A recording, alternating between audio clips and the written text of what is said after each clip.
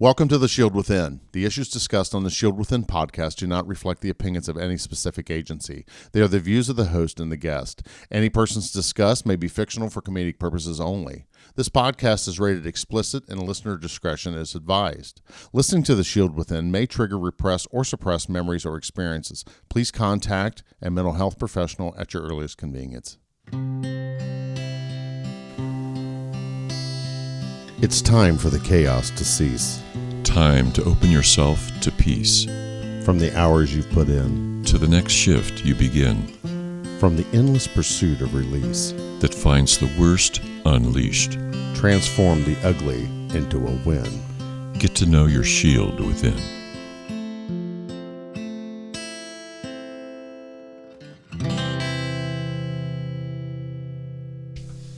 I just noticed your Wi-Fi at Homeland Security. Oh, yeah, we're on the air here. Just don't give the password. The password is...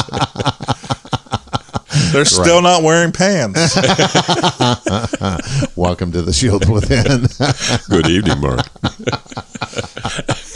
You can start over if you want. No, that's all right. Yeah, we'll just let it roll. I'm going to butcher your name here anyway. So we are super excited. Welcome back to episode 2. We have Jim.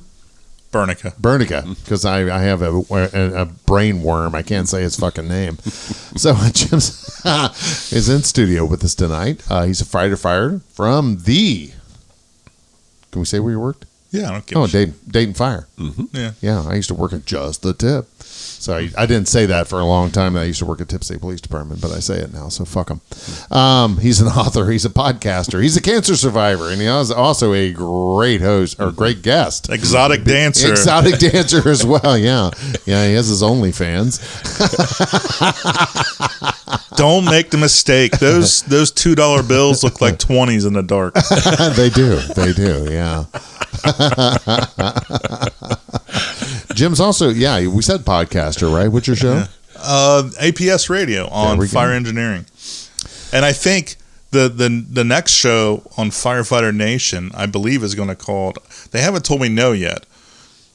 The name I pitched to him was, I can't believe they gave us a show with Nick and Jim. I love it. Excellent. So far, so good. That's the way Dr. David and I are. We can't believe people actually fucking listen to us. My God. Yeah, we're quickly approaching 10,000 listens. We're like, woo! We're not setting the world on fire. We're no Joe Rogan here, but if you're hurting and you're having a good time, not that you're hurting. If you're hurting, we're great resources. But check us out. Speaking of which, let's go to www.shieldwithin.com. You can see the Hedgehog Donnie. And our smiling faces. If you're on Facebook, and we know you are because I run our demographics. What about MySpace? We're there too. No, we're not. Do you have a MySpace? Does that even still exist? I think so. Does it really? I don't know. Wow. What about the OnlyFans? We are not on OnlyFans. Although Dr. David was talking about wearing women's shoes and walking across the end of a bowling alley for his page, but. A dream come true. But if you need someone to if you don't have your book on audio, you should have Dr. David read it for you. But anyway, Facebook / The Shield Within. Like, share, subscribe. We're on all major podcast networks. Right. You have me so off my game. Or if you have that $5 a month laying around, let's throw it to Patreon and help support our show. We appreciate you. Thanks for listening, Dr. David. We're having a good time. We had a good time on the break. I got a couple of drinks in me right now, so we're getting a little wound up here. Well, there's much more to explore, and I'm not sure which one I want to talk about first. I think I want to talk about first while you were in training. Yeah. At Sinclair, and then your first job part-time. 2 different places, very different places. Teacher, instructor, coworker, supervisor, did anybody anywhere talk about mental health? Not initially. That's for sure. Gosh, you're making me think, Dave. When I actually like that topic even came across. Exactly.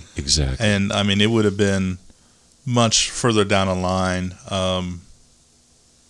It was probably my first fatal fire was when we had a CISD conducted, and that was the first time that anything happened at all regarding behavioral health.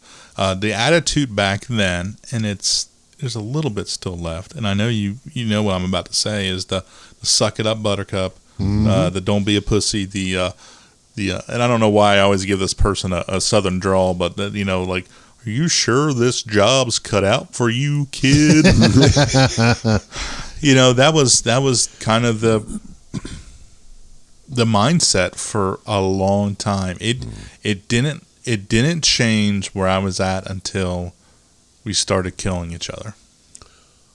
Ooh. Killing each other or killing yourselves? Killing ourselves. Okay. Yeah, that sounds... I say, damn, how do you guys roll down there? Yeah. On this episode of the first 48. Right. No, we had 2 suicides in pretty short durations, and that's when we finally started really talking about this and actually sitting down at the kitchen table and being able to finally open up, and resources started coming out, and it got more and more as more things happened. As the Oregon District mass shooting definitely added more resources to us, and it's kind of grown since then, thankfully, because Lord knows they need all the help they can. I mean, it is busy, and we need to have that outlet. So I was able to, when I was there, and this was I guess if you could say something good that came out of the Oregon District shooting, we had Marathon Oil gave us $25,000. Okay. They gave us and the FOP $25,000 to work towards wellness. Okay. And we actually used that money to bring in a clinician and do checkups from the neck up. So nice. So just I like that phraseology. Yeah. So it wasn't mandatory, but the vast majority of my members took the opportunity. Wow. And it was over half the department, it was their first time ever sitting in front of a clinician. And the intent was when I did this, I really thought that not a lot of people were going to open up at the station, because we came to the station, which was good. Really, firefighters do not like to do anything off duty. Right. But you get them on duty, they'll do whatever you tell them to do. Especially when you take them out of service. So you take, we took an engine out of service. All those guys actually have a break. Yeah. And so they were able to talk, and it went really well. But my thought was, I guess my hypothesis was, not a lot of people were going to talk to the clinician at the station. Because they would be embarrassed, because if you were in there for 20 minutes, they'd go, shit, what's going on with Jim? Yeah. So I thought that they would meet them, they would get a business card, and I thought as soon as that person left, they'd be like, hey, let's set up an appointment. Yeah. That was my hope. And actually what happened was they did talk. Was it a group setting or a one-on-one? One-on-one. We had an office set up. Nice. And each different station, and it was just one-on-one, and there was a ton of referrals that were made. It really, I think, kind of turned the tide on how things were going. Interesting. That's awesome. And the state, with all the ARPA money that came out, there's been so many other departments that have started doing that as well. Police and fire. Yeah. The problem is, and this is going to be interesting, that money runs out the end of this year. How many departments are going to actually continue this process, make this a priority, and continue to have these evaluations. Exactly. Right. That's going to be interesting. It's going to be really interesting to see the priorities, and if they do value mental health, Right, and first responders. Right. So, I mean, of course they do when it's free money.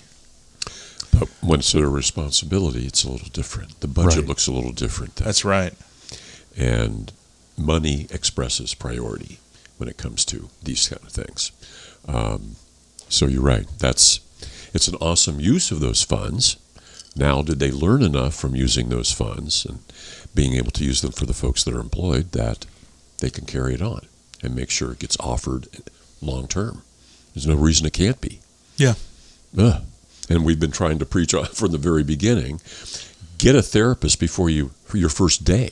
Yeah. Have somebody in your back pocket so when the shit starts to come, which it will come, it's not if, it's when, you've got a phone number, you've got a face a voice you remember. Yeah. And that's, Dave, that's something that I've seen happen here and there, actually during orientations and drill schools. Yeah. To where it's actually like you bring your spouse or your significant other, and the department, whatever it may be, is actually there, and they're doing presentations, and they're basically saying what you're getting into, and I've seen several places where they are open and honest about behavioral health, and sometimes they even have clinicians there, but I think one of the important things.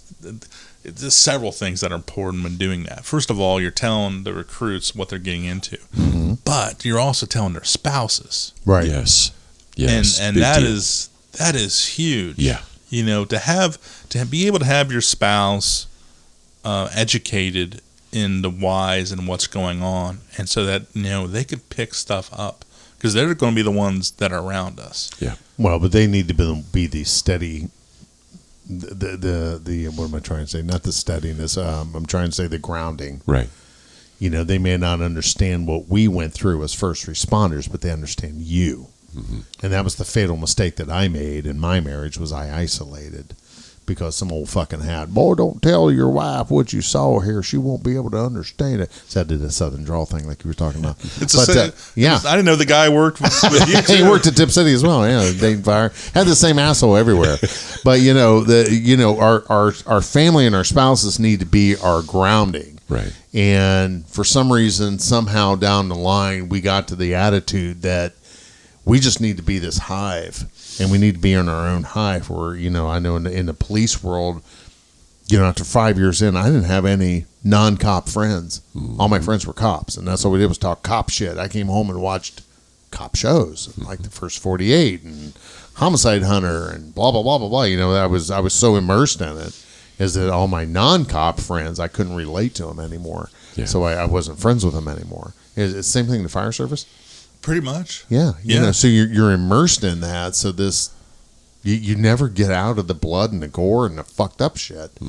And we as human beings aren't designed for this shit. Right. And that's where the family needs to be. Hey, motherfucker, take a step back. My wife told me, don't talk to me like you talk to them fucking people on the street. I'm not the same way. You get this attitude about you. And I was like, what the fuck are you talking about? So I was really, really abrupt with her. But she was absolutely right. Yeah.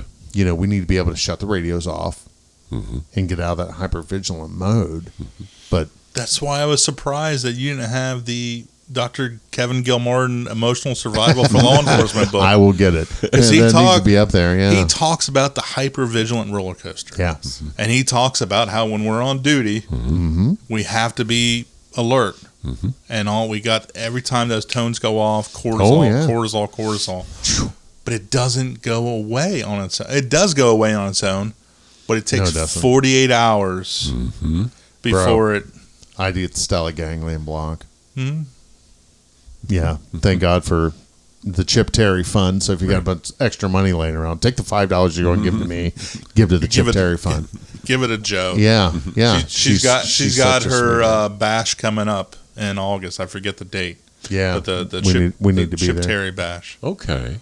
Yeah. Very good. That's and another help her thing. out. Yeah. But Yeah, we went down for that. David was a witness for it, and my shit wasn't shutting off.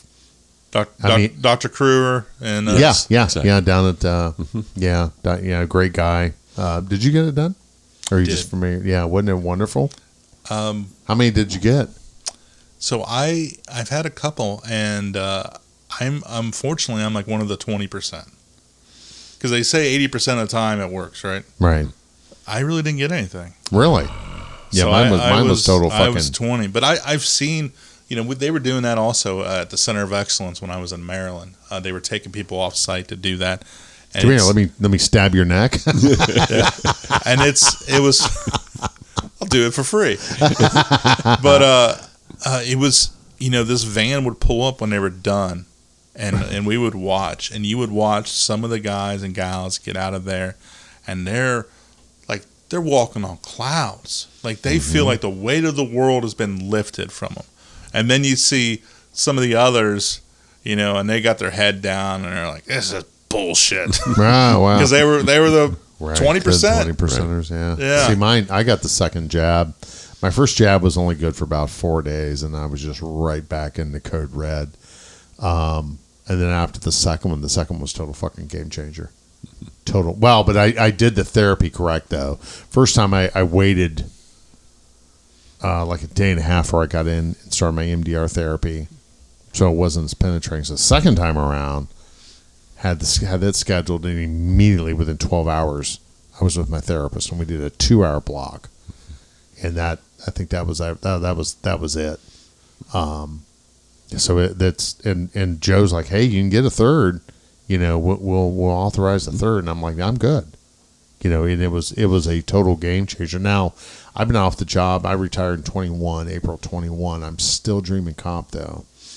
Mm-hmm. I had a cop dream last night. Woke up, fucking cold sweat, 3 o'clock in the morning. I'm wandering around the house. It's like, Jesus Christ, why is this still happening? You still dreaming on the job?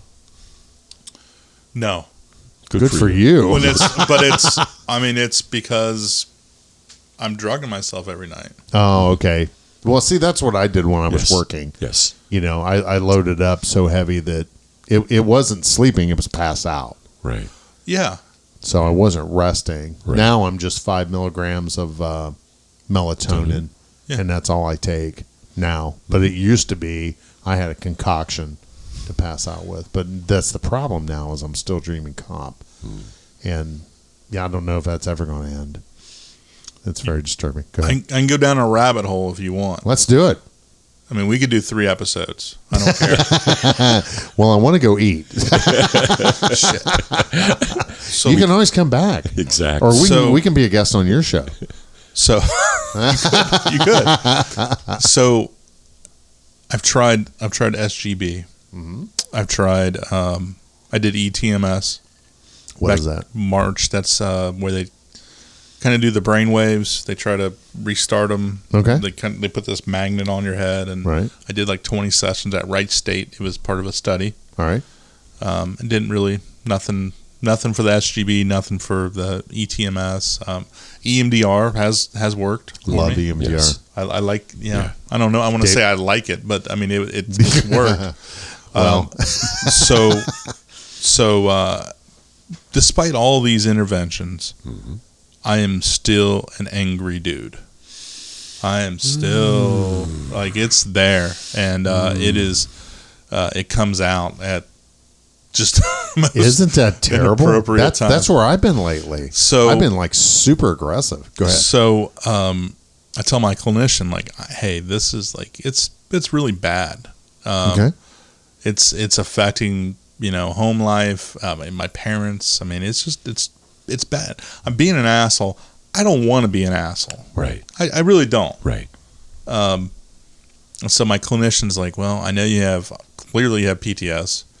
She said, did you ever have any concussions? Mm-hmm. And I said, yeah, I know I had a few, at least, riding a bike and as a kid and, football, whatever. Mm-hmm. I'm like, yeah, sure. And she's like, well, let's get a brain scan. Let's do an EEG. Mm-hmm. And I was like, let's do it. Hell yeah. Sure. And so I did that just a couple weeks ago. And it was what about a week? No, 2 weeks ago is when I got the results, and I had my mother, I had my wife on there, I had my clinician, and I had Joe on there as well, and it was amazing. All right, so she tells me that my brain is in constant fight or flight still. Constant. Sorry, bro. Doesn't stop. It hasn't stopped. It will not stop. And she said, and this was huge. She said, I operate out of my subconscious. So, like, I'm doing stuff that I can't control. Right. Like, It's involuntary. there's no like In between. I have a second where I can make a decision. I can make a choice. Right. There literally is no filter. So, she's saying, like, and she tells my wife, she tells my mom, she says, you have to understand, he is not doing this on purpose. You have to give him grace. He doesn't have a choice. He does not want to be an asshole. And, like she said, it's not his fault. Right. Right. Your brain is physically changed. Exactly. So like, just hearing somebody say that it's not my fault, and then following up. Here's the other thing: following up with the and I can help him. Fuck yes. Oh Yeah. Right. but like, you guys, just in the last 2 weeks, like, my wife and my mother have like, they have gone up. They treat me differently now. They know not to poke me and poke me, because that's the thing. Like, if I get like where I'm being challenged or anything, it's instant fight or flight. Like, and it's me, it's fight. Yeah. So, like, you start something up, there's not like a slow build up. It's no, I'm out the gate. Yeah. Let's get it on. Yeah. So there was so much even more to that EEG, just going over stuff. But the main thing was to work on the anger and to really reset the brain was neurofeedback. Really? Which I mean, I had heard of it before. I really wasn't familiar. So actually, this morning was my first time doing it. All right. So and for you viewers out there, I'm gonna try to listeners, I guess, viewers. That'd be weird. We're all audible. That'd be weird. We're working on it. So I had a couple different electrodes that I had to set up. 2 on my head and 1 on my ear, like the cartilage of my ear. And she set up, and it's basically like it's playing games. Right. Is what it is. Like literally mind games. So you went. This is outpatient. Yes. Okay. Yes. So I was still with her, but it was through Zoom and in the comfort of my home, and I'm not wearing pants, so it was great. So keep going to that joke. It's working. So This the saggy balls. and like clinic. this, and this is so, like, all you guys can view can picture what I'm going to describe to you. Like, so it's a game. The first game that we did was on the computer, and it was Pac-Man. Oh, cool. Like, it wasn't actual Pac-Man, but it was set up like Pac-Man with the pellets and everything. Right. And I'm not touching my computer. I'm not touching controls. Right. I am controlling Pac-Man with my brain. Really? It was some Professor X-Men shit. Wow. Like Cerebro, and I'm telling this guy how fast to go and where to go and turn left and turn right, and like it was basically these mind games that just redo how the brain is wired and is the setup. And apparently I get to do this about 3 times a week for anywhere from 2 to 6 months. Okay. So the outcome of that is going to be? Hopefully that I'm not an angry dude anymore. Okay. Will most likely be the creation of a filter. between your subconscious and your behavior. Yeah. So you'll have like an activity for the brain will have something to do in between the impulse and the behavior. Yeah. And that gap of time and that activity gives you a shot. We're going to really figure out if I'm truly an asshole or not. I'm guessing you're not really an asshole, but it's a coin flip. It kind of reminds me, and it's a different frame of reference. I hadn't looked at it this way before. If folks are listening, if you've ever heard of Tourette's syndrome, it is a disorder in the brain, and it produces long, very graphic strings of cuss words. And a kid, an adult, whatever, who has Tourette's, will be going through their day, and all of a sudden, you hear this blast of, "Oh, you goddamn motherfucker," and it just goes. Yeah. Right. And you can write that person up with a written reprimand, or you can say, "Dude, are you okay?"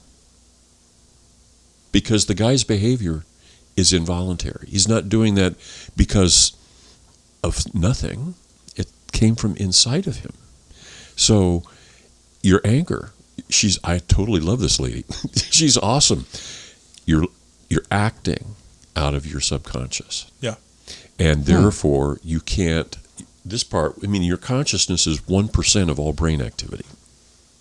Everything else is beyond our awareness or control. So you got this little shot to when you have the impulse and you have the anger and it comes up inside you, you'll now have a shot of going, wait a minute, I got a little thing I need to do in here. And then your brain will actually start to do it automatically, and you won't have to intervene with consciousness. It won't go from impulse to behavior, it'll go impulse to filter. And then you'll be occupied, and the behavior doesn't happen, or it's modified in some fashion. So neurofeedback is not that expensive. There's where I used to have my office in Sydney. Right. They do neurofeedback there. There's a place in Pickwood that does, or at least used to. It's relative. Like Jim is describing beautifully, you're sitting in front of a computer screen. You're not touching a mouse or a touchpad, and you're making things happen on the screen with your mind. And it sounds like X-Men. Yeah, it does. I love that. Yeah. But it's for real. And it does have a structure, not a structural maybe, but like it does teach the brain a protocol to go through. And that by itself, for many people with ADHD, with different kinds of Tourette's and different kind of, a lot of wide range of brain-oriented kind of disorders, neurofeedback's a nice way to go. I like it. I'm hopeful is the word. Optimistic. There we go. Yeah, I like that too.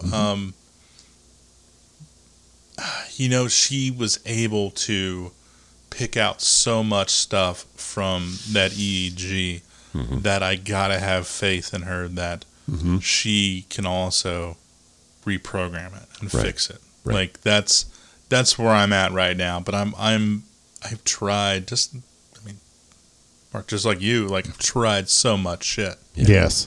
And so far I would say that there's never been a magic pill for me. Every little intervention I do generally helps out a little bit, and I become a little bit better. Go to Save a Warrior, go to Center of Excellence, go to IOP, go to do whatever. It all has added up and gotten me to this point where I am functioning and I'm doing okay, but I could be doing better. And you I wanna be peace. I don't want my kids to be scared of me. I don't want my mother and wife to be embarrassed. When I'm at the baseball field. Right. I don't want. I want. Oh my God. I want peace. Yes. I want peace. Inside out, bro. Yeah. Exactly. Now I know we have limited minutes, but the Nantucket story. Shit. All right. Let's go. This cracked me up. So, hold on. Let's do this. Before I go into what actually happened, do you care on kind of just going over what you saw? That sounds good. There are a number of articles online about Jim, who has done this service throughout the country for a number of years, where he helps departments do safety checks. And FD Donnie of our team has done that with Jim in Tip City. Mm-hmm. So one of the departments across the United States that said, Jim, we would like to contract with you to come here and do this for us, was Nantucket, Rhode Island. And Massachusetts. Pardon? Massachusetts. Thank you. Yes. And you conducted the surveys and did all the shit that you were hired to do. Yeah. And you wrote a report. I did. And you submitted to the suits that run the place. And they didn't pay you. Yeah, basically. Because they didn't like what you wrote. They did not. Oh. So... And they did not. And they did what I think they really didn't like is the fact that I talked to the newspapers about it. Whoops. So that's when the non-payment thing started. Yeah. Oh. Yeah. So I had, I go out there and been working on getting out there for a while and finally I get the opportunity, and it's Nantucket. Right. I mean, it's, my wife actually goes with me. Ooh, sweet. We're going to, look, I'm never, and I definitely know now, I'm never going back there. But I had the feeling of that before I even went there. Like, this is a one-time thing. One done. We're going there because they're basically paying for us to go there. Right. All right. So I go out there and I was really good friends with the deputy chief. He's the one that brought me out there. And what I did not realize is when I went out there that was going to be his last week. So I basically arrive, and that's when I'm told like he's leaving. Wow. He's going to the mainland. Okay. And leaving that place. So. Okay. So that kind of complicated things, but I went through. I did all the assessment. Mm-hmm. I did all the training. I even did additional training that I did not charge them for. They had just I think it was like a month before I was there, they had a member kill themselves. Oh no. So I ended up the deputy chief called me, and I really helped him, guide him with what to do and how to do things. And then when he asked if I could do behavioral health stuff as well, and I said, absolutely. Yeah. I got you, and I'm going to take care of your guys. And so I did that. So I did the firefighter cancer stuff, and I also did the behavioral health stuff just because. And turned in my report, all that kind of stuff. All that was good. It's done. And somebody had taken that report and given it to the newspapers. Why the fuck would they do that? Was not you, correct? Was not. No, it was not me. Some jackhole there at the department. I did not have that. I did not do that. I've never done that. And they had, and the newspapers honed in on my last paragraph in which I said, like, you need more people. If you don't have more people, it's just a matter of time. It's a matter of, I forget how I even said it. I'm paraphrasing myself. Right. But it was basically saying you need to add more people. Otherwise, it's just going to be a matter of time before somebody dies. And the truth is, the reality is that, I mean, this is, when I was there in that town, it was, I think August. And it was like their peak time. And there's 60,000 people on the island. Yeah. And throughout the week when I was there, they had 5 firefighters on duty for 60,000. And here's the thing. Jesus. Like, yes, they have mutual aid. Like, they can get help. Right. But they're going to have to get on a ferry, and it's going to take 3 hours to get there. And oh my God. And like what I had said, like, it wasn't it had happened, like almost happened. They had a really big fire, I think the summer before, and 4 firefighters ended up in hospital. One of them had a heart attack. God. Wow. Like, because they're overworked. Yeah. They didn't have the proper rehab. They were not following the standards, and that's basically what I said in there. But because I verbalized this in the newspapers, they decided they weren't going to pay me. And then they even, I mean, you saw the articles. They start, like, the town manager is starting to write these opinion editorials about me and question my integrity and all this kind of shit. They started bringing up, like, that I was whining and dining. Like, they said, he went to the town's only 5-star restaurant. And I'm like, yeah, I did. I had a fucking cheeseburger. I didn't know it was a 5-star restaurant. I just wanted food. I was hungry. They try to just muddy things up and just make it ugly. Funny. And he went to the Waffle House. That's right. And he got scattered, smothered, covered, and topped. Damn. Don't forget peppered. Peppered, yes.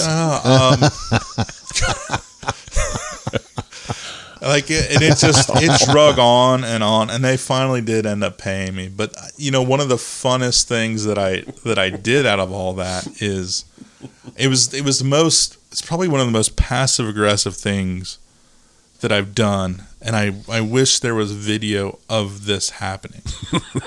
So what I did was I sent the town manager, the fire chief, and their attorney. I sent all 3 of them Christmas cards.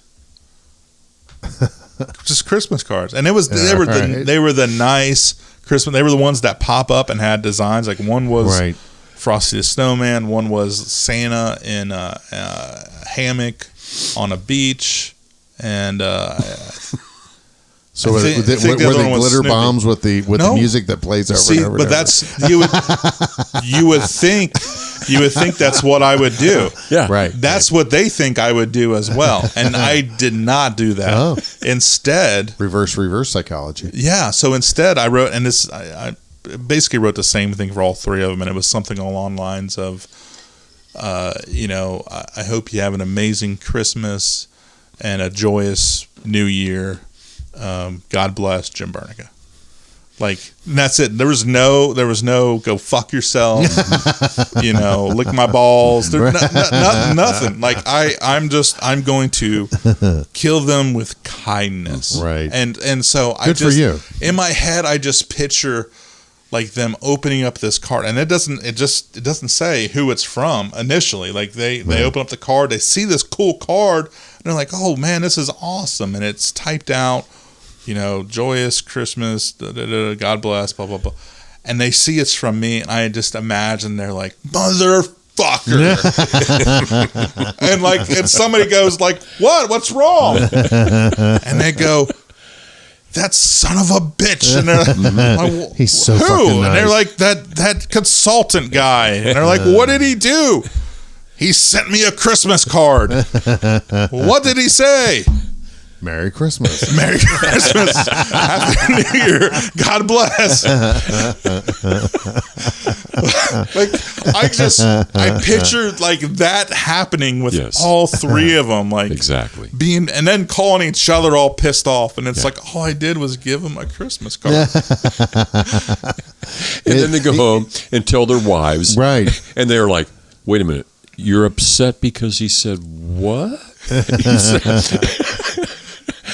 Take the emotion out of it, guys. This is a business relationship. Oh man, it was fun. So I just got kicked off of their Facebook page. Oh really? Like 3 weeks ago. I'll show you. I'll fucking ban you. Oh yeah, they showed. So again, all right. So they have Nantucket Fire Department. Yeah. So they have. I need to go. And so hold on. Let's do this for all you listeners out there. Nantucket Fire Department on Facebook. There should be a post about, and this is a couple weeks ago, about the state fire marshal visiting there. And I mean, it's a nice post. Nothing. I mean, it's cool. And all I did is I wrote, I hope you guys took him to Toppers. It's the town's only 5-star restaurant. I recommend the burgers. That's all I wrote. Like, there's nothing malicious in there. Like, it's just like, hey, take them to this place. It's a good place. It's a tasty burger. And they now my mind's in Pulp Fiction. That's a tasty burger. Yeah. Do you have a beverage I could wash this down with? And they deleted me and deleted a post and blocked me. So that's so funny. Dude. I don't know why that's so hilarious to me, but I've reached out. They have a bookstore there. And I've reached out to the bookstore, basically saying, "Hey, I've got a book. Let's do a signing." And I have yet to hear anything. So that would be fun. You just can't wait to go back to Toppers, man. You should do your book signing at Toppers. Do my book signing at Toppers. Toppers. Yeah, you should. Yeah. Yes, Dr. Dave and I'll go with you. Yeah, absolutely. Always wanted to see Nantucket. Beautiful. Right. It was great. Yeah. Until it wasn't. Until it was like my career. It was great until it wasn't. until they didn't pay. The last 2 years are miserable. So, but now I get you were doing your research. You Google Jim Burneka, and now all that bullshit from Nantucket pops up. Yes, that and the article from one of the local news stations. Was it the cancer article from the Dayton Daily News? Yes. See, let's talk about that. That's good. Dave, amazing segue, man. You should do a podcast. I've been told that's why we call him Master Yoda. Oh man. So that article. Let me back up. I'll give you the background of the story. Back the fuck up. So we have in the state of Ohio, we have a cancer presumption law. And so it is presumed that if you got cancer, you got it from the job. And therefore, the cities, municipalities are supposed to pay for your treatment, take your time off, all that kind of stuff. Okay. And it's through our workers' comp in the state. And the cities, they can fight it. Okay. And my lovely city had fought and still to this day have fought every single cancer case that came across their desk. And they had, I was in the room where they even fought one of our widows. You know, her husband was a captain and died of cancer, and now they're dragging this widow into this case. And it's not one or two people. It's like we're in double digits. Yeah. And so I finally had the opportunity to say my piece. And being part of the union, I was the union health and safety guy. So with that, I had freedom of speech. Mm-hmm. And so I was able to put the city on blast, front page of the Dayton Daily News, to talk about how shitty they have treated us. Right. You know, and that was great. I mean, it was good to say that and put it all out there. Right. It didn't result in any changes for the better. Okay. And in fact, I personally believe, and I have no proof, but this is what my gut says. When I came back from the Center of Excellence and I was put on light duty, and they gave me 90 days of restricted duty to try to just get back to where I could get back to work. Right. And I asked for an extension during that because I needed more time. Right. And I was denied that extension. And I believe the fire department wanted to keep me. They wanted to work with me. I believe it got to HR, and I think when HR had the opportunity, when my name came across it, they were like, "Fuck this guy," like denied. And I I got put on my own time, and I put in for the disability, and that's the end. But like, I believe that article is the reason that, and they may have denied it anyway, but I'm certain when they saw who it was, they were like, fuck him, he's been a pain in our ass. You know, one of those union asshole guys that make those guys that you know, make things difficult for them. And so when they had the opportunity to screw me over, like, they probably, you know, they've been looking for an excuse. Yeah, they had a celebration probably. You know, that and with their Christmas cards. I mean, my God, they had to be happy. Well, that's what I should have done, right? You know, you can send him one every year. Yeah. Yeah, still retired. Yeah. Yeah. Well, and that was even like when I wrote the book, like it wasn't until, you know, the pension was approved where I finally felt safe that they couldn't fuck with me anymore. Yeah. Isn't that a wonderful day? Oh yeah. It was the best day. Living on pins and needles, and then you finally know. I mean, I'm at that point in time, and after that, I was like, "Fuck you, fucking motherfuckers!" I'm out. I ran out of my time. I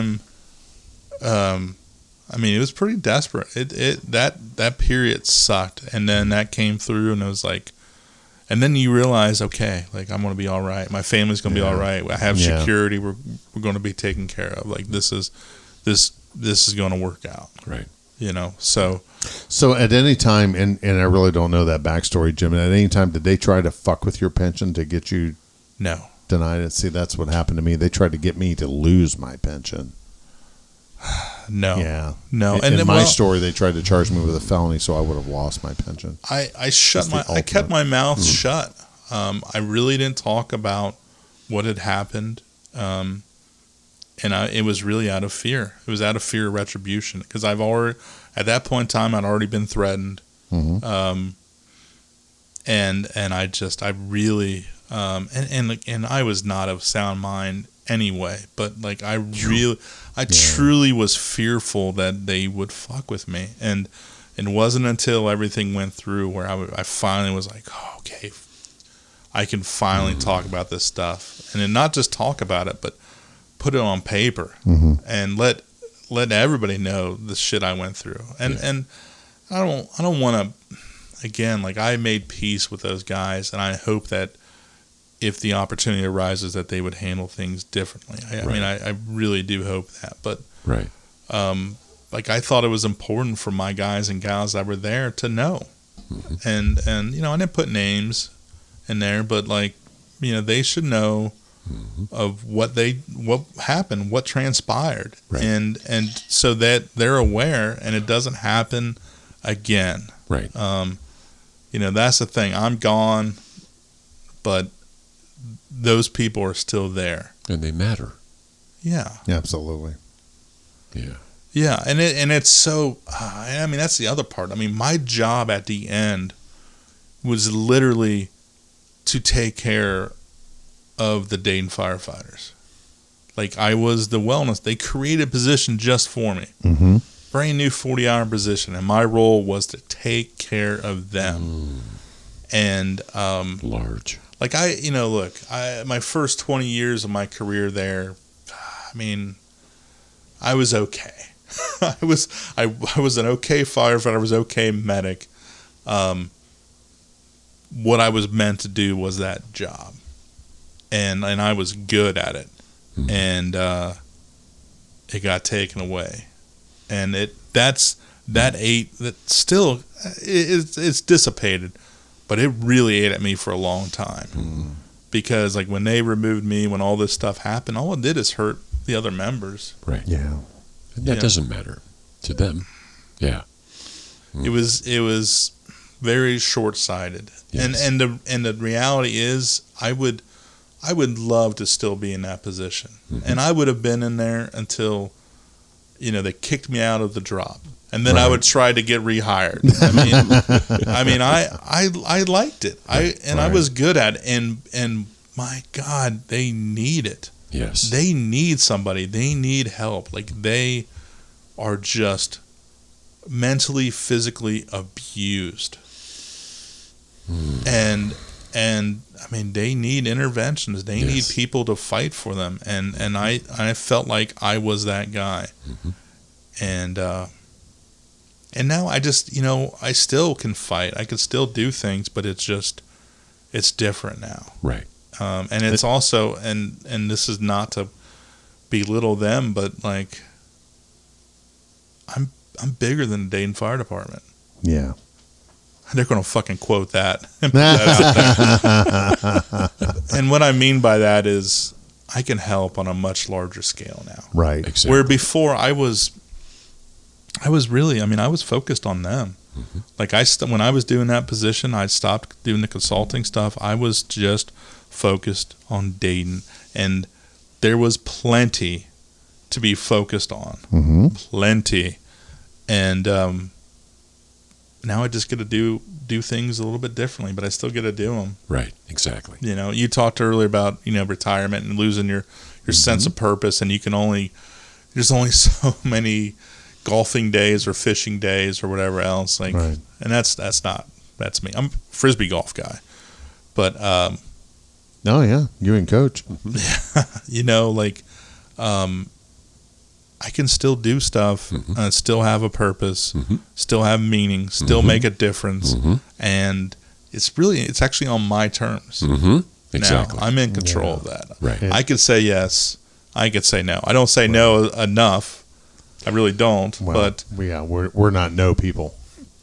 But first responders are not no people. Yeah, but it took me a while. But I'm like things I realized actually how blessed and grateful. Like I went through a lot of shit. Enough shit to write a book. Overcoming Tuesday, available on Amazon. Yes. Shameless plug. But despite all that, like I look at where I'm at now, and it's like, right, it's all right. Yeah, it all worked out in the long run. Well, but like your seminar you have coming up in October. Yeah. Would you be able to do that if you were still with Dayton? Yeah. Oh, okay. Well, that's great because, like in my role as a sergeant in Tip City, doing what I'm doing now, although I'm being a trainer, but having the resources that, we're touching lives all across the United States with this show. Nothing is more humbling than to wake up in the morning and see where some midnight dog has texted us and said, hey, we'll listen to your show last night. I thought I was the only one, blah, blah, blah, and I think being a sergeant assigned to midnight shift, I wouldn't have had that opportunity.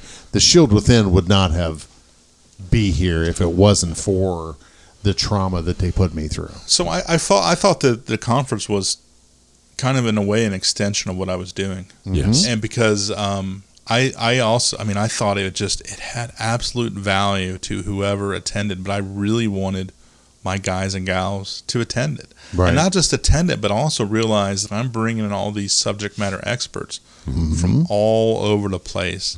And I had the power of like connecting them and putting them in touch and like all that kind of stuff. Like that was all fair game. It's still fair game. Right.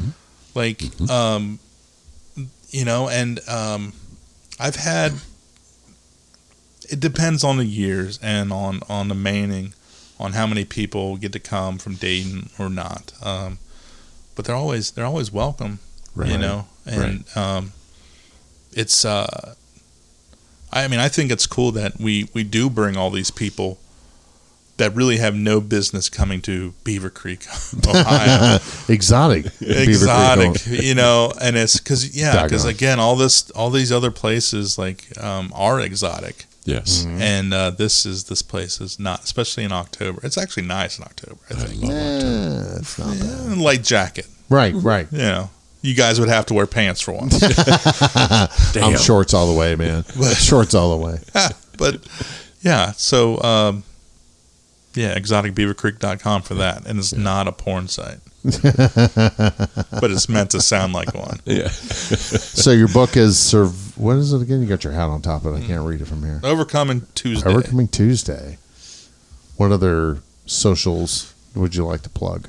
Oh, God. Can I just tell you like what somebody gave me the sequel idea already? Oh, yeah. Fire away. fucking up Friday. And I can't even remember who gave me that, but I use it all the time, and it's hilarious to me. Love it. I know. No, so let's see. I'm on Facebook. There's Overcoming Tuesday. I'm on LinkedIn. I just hit you up on LinkedIn. Okay. Yeah. So denied.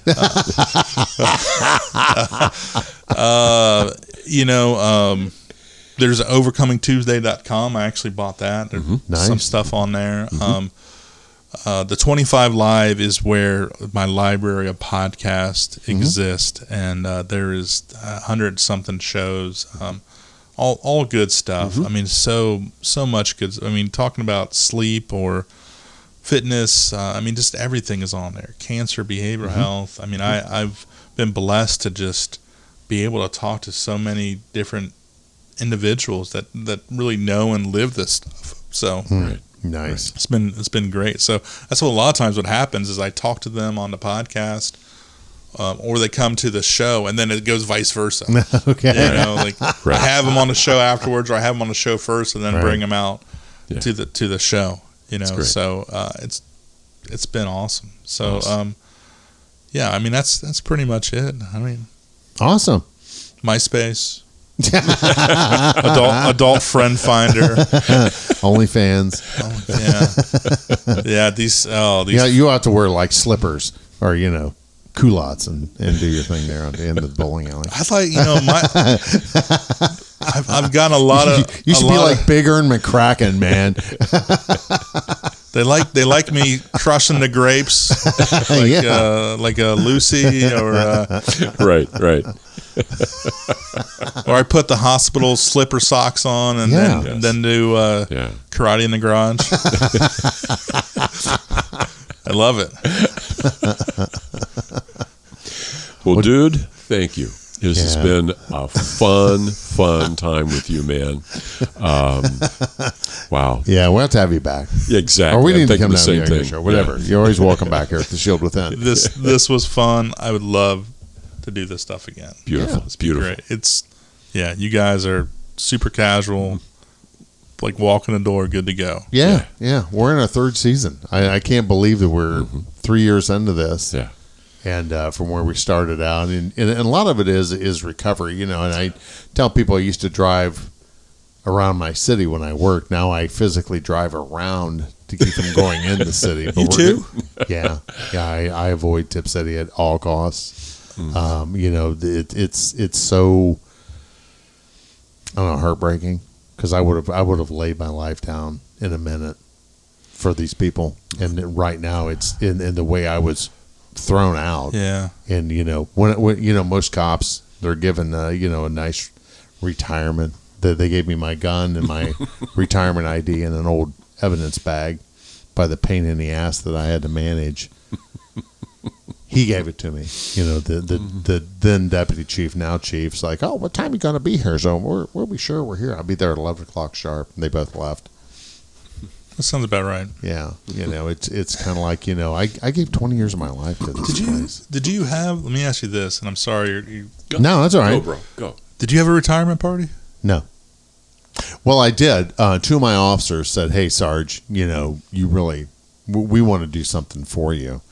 One of my good friends, Marc the Cop, who works for Dayton PD, went to the facilities manager and said, "I want that flag," because that flag was flying at the city off building when Mark's last tour, and it's in there on my fireplace. Oh, very cool. So they got me in a way, my people took care of me, but my administration was double barrel, middle fingers, get out the door, we fucking hate you, So it was a weird dynamic, and anybody who's been in the situation, I think, has the same thought process of, do I deserve a party? I'm leaving early. I feel like I didn't earn it. Wow. And you did 22 years. It's not 25. It's not 25. Well, I did 20 in Tip I'm not City saying, and 30 total. Okay, so you had your time. You were good. right, but it doesn't matter. I will always feel like I took a shortcut. Oh man! And you should never feel that way, dude. Oh man, you should never feel that way. It still, I think, eats at me a little bit. But I had guys, same thing. Like, hey, we don't care. Like, you need to have this, and I did. Like a week after it became official, like I had stuff at the Dublin pub. Right, Dublin Pub's a great venue. Thursday night, Yeah. Buddy Nick was playing. Like it was good, but I felt it was very weird. It's just sounded surreal. Or awkward. Maybe awkward.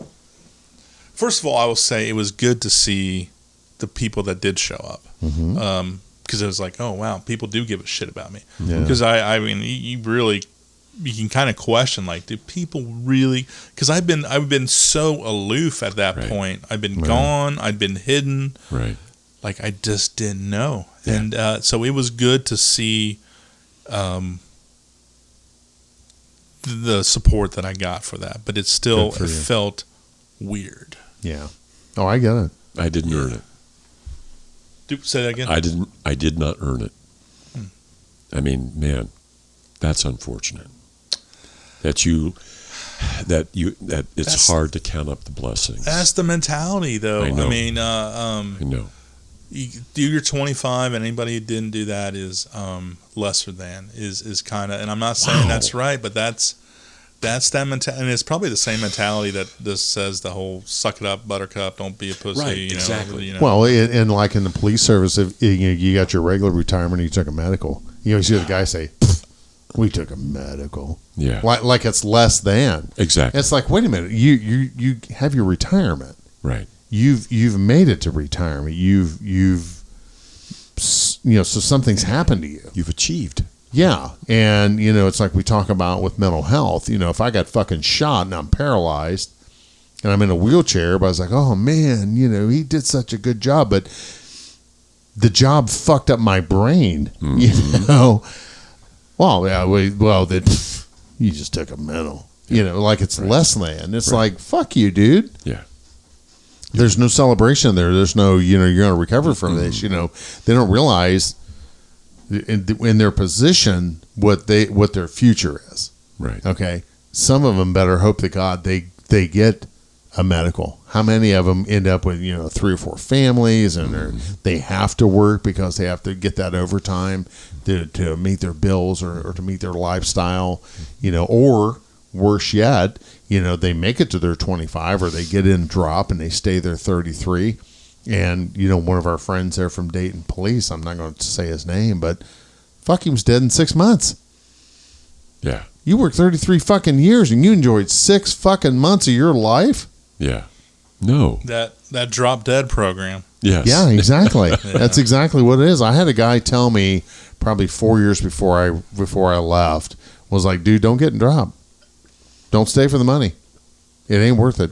He said, and at that time, we had police officers that were staying and getting that drop money. And, of course, I'm an old bull, and I realized that at the end of my career, I was a bigger challenge to myself because I'm kind of like, bust your fucking ass kind of attitude, right? So, they're staying, and then they're getting fucking sued. So all that money they were staying for, they're paying to some asshole that they've got into bingo. Or like we were down at Washington, D.C., and the Kelly, who's on the show, was talking with a widow, and she's like, oh, yeah, we always save the money. Never took the vacation, always worked, saved that money. She says, now my husband got killed on the job. We never took the vacation. I have no memories with him. My only memories of him is that he worked all the fucking time. Yeah. But I got all the money, but I don't have him. Right. So, to wrap this up, have that good work-life balance. Keep those non-cop friends or those non-firefighter friends. Keep yourself grounded. Your family is your base, not your work family.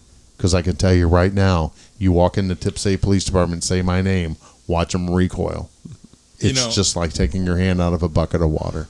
One of the wellness classes that I teach, I have, and it's a great visual aid. But I have the the first slide, the Look at Me slide, has, all my different logos of all the places I worked and all the achievements I've done. Look, hey, look at me, I'm somebody. The last slide is my tombstone. Oh, wow. And it has all those same logos I put on that tombstone, and it looks ridiculous. It looks like a NASCAR tombstone. and the point of all that is none of this shit actually matters. Right. None of it. It matters at the time, but like in the big scheme of things, gives a shit. It's going to say, it's actually going to say husband, father. That's what it's going to say. It's not going to have logos of all this other bullshit. That's right. Exactly. I'm going to shut up so you can actually end the show. No, just tell him, Donnie. Say, Donnie, key the music. Donnie, cue the music. You got it. May your days and nights find you strong and safe. May you take your place as your family's face. As you do the shit that we won't do. As you embrace the risk you must go through. May you grow in strength and heal and find your heart, your soul, and your mind. You look at your life and grin. You have a home, the shield within.